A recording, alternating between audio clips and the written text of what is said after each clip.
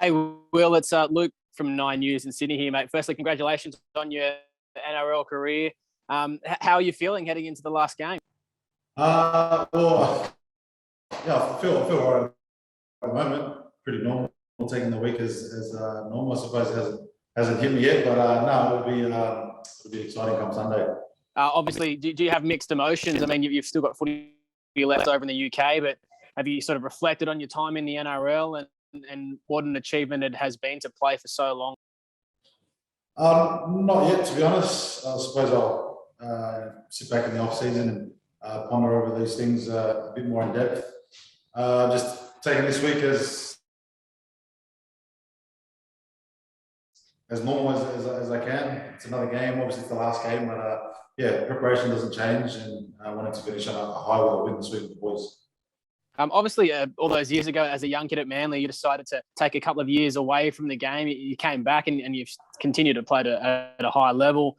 Looking back at that decision, is that a decision you're still happy with to this? Yep. I have no regrets about that. It's blessed my life.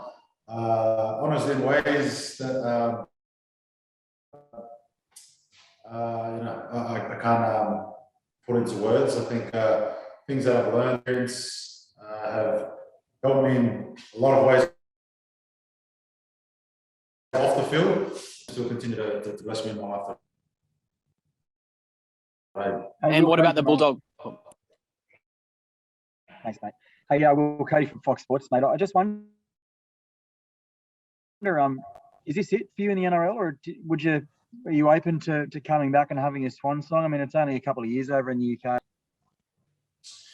Yeah, I mean, never say never, mate. I think had you asked me when I was playing at Manly if I was ever going to leave Manly, I probably would have said the same thing. And so, yeah, rugby league's it's a wonderful, interesting, different industry, and yeah, I mean, never say never. I could be back, I could not. I think, obviously, you look at the past players that go over tend to finish up over there. So, look, I'm open-minded. If an opportunity comes, rises back up to come back in the NRL, then so be it. If not, then so be it as well. So I guess time will tell. Did you want to stay in the NRL, mate, or was this something that you were like, I don't want to go overseas and be in the Super League and do the Europe thing? Yeah, this was always on the agenda for me to play over in the Super League at some point in my career.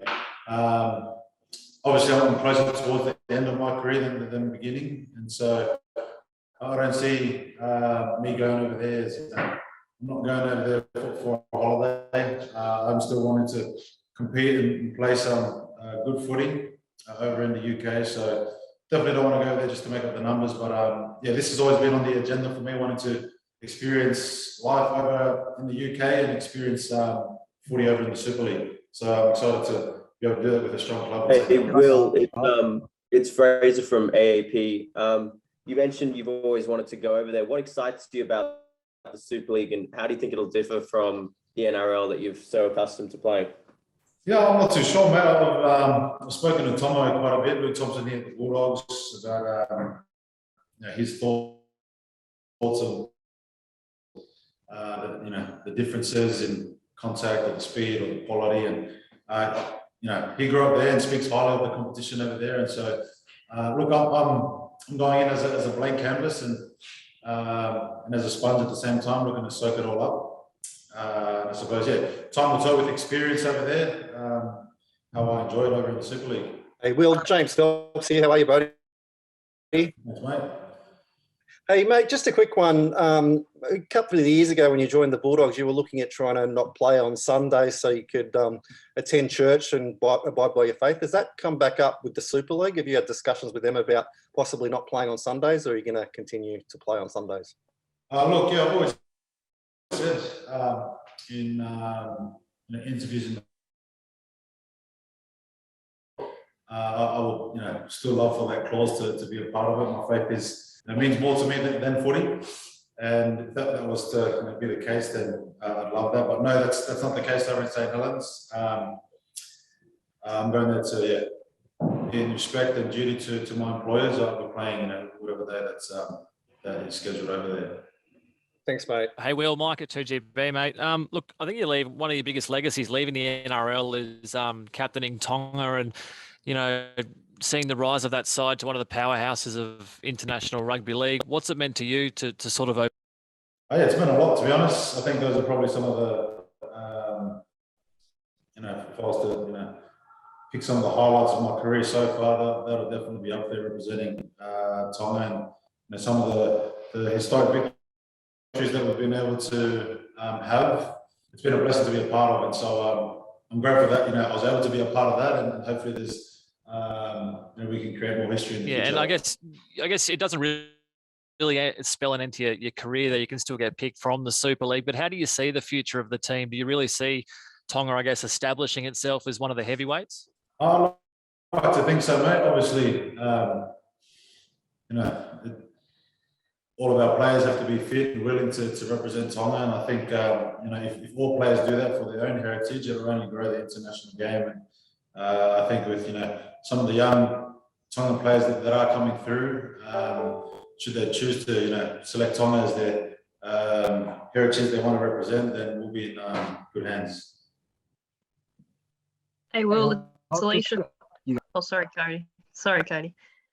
Hey, Will, it's Alicia from NRL.com. Just want to know, are you a little bit envious about, where the Bulldogs are headed next year with a lot of, decent players coming along, and where do you sort of see the club next year?